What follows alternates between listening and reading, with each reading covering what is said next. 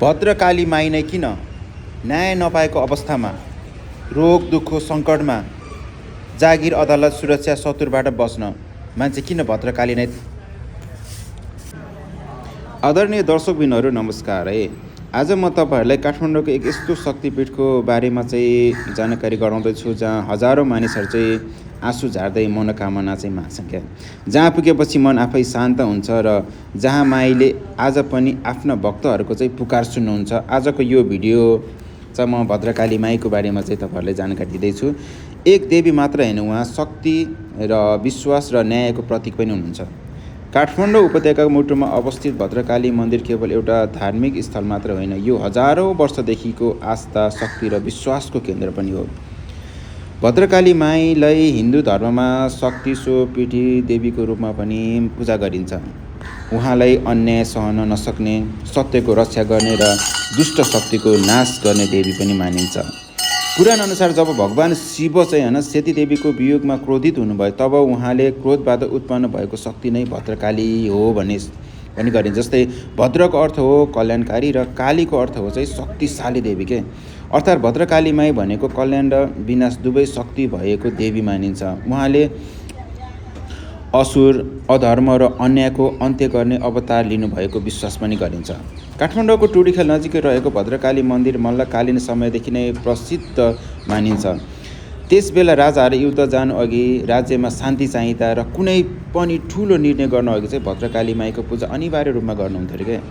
जनविश्वास अनुसार चाहिँ राज्यको रक्षा गर्ने देवीको रूपमा पनि भद्रकाली माईले मानिन्थ्यो। आज पनि नेपाल प्रहरी, सेना र सुरक्षाकर्मीहरूले चाहिँ विशेष पूजा चाहिँ देवी भद्रकाली माईमा नै गर्नुहुन्छ। भक्तजनहरू भन्छन् जस्तै भद्रकाली माई ढिलो गर्नुहुन्छ तर अन्याय कहिले सहनुहुन्न। जस्तै धेरै मानिसहरूले आफ्नो जीवनमा न्याय नपाएको अवस्थामा, रोग दुःख सङ्कटमा, जागिर अदालत सुरक्षा शत्रुबाट बस्नको लागि चाहिँ भद्रकाली माईको शरण लिने गर्दछन्। कसैले मन्दिरमा बत्ती बाल्छन्, कसैले धागो बाँध्छन्, कसैले मौन व्रत पनि बस्ने गर्छन् र विश्वास गरिन्छ कि साँचो मनले माया कुरा माईले चाहिँ अवश्य पुराण हुन्छ अरे क्या।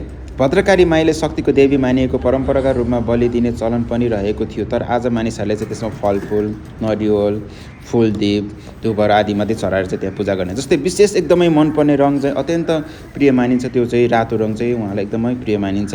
त्यसैले पूजा गर्दा रातो फुल, रातो कपडा र सिन्दुर अर्पण गरिन्छ। धेरै भक्तजन भनाइ छ भद्रकाली मन्दिर पुगेपछि मन हलुका हुन्छ, डर हराउँछ र आत्मबल पनि बढ्न एकदमै मान्यता विश्वास छ। त्यसैले भनेका छन् म अदालतमा हार्ने अवस्था थिएँ, एकदमै राम्रो र सबैजनाले। कसैले भन्छन् रोग थला परेको बेला माईले सम्झे बिस्तारै अवस्था फर्क्यो। यी सबै कुरामा चाहिँ चमत्कार हुने संयोग, तर भद्रकालीको लागि यो माई कृपा हो।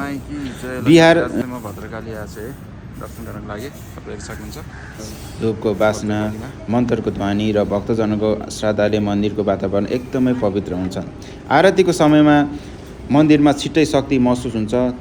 त्यसबेला धेरै मानिसको आँखा रसाउँछ, किनकि माई केवल मूर्ति होइन, उहाँ अनुभूति हुनुहुन्छ।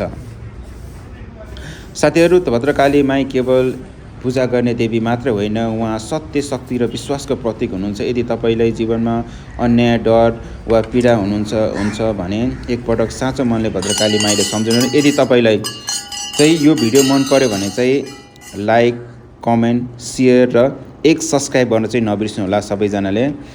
र भद्रकाली माईमा चाहिँ एकचोटि दर्शन गर्न तपाईँ सबैजना जानुहोला।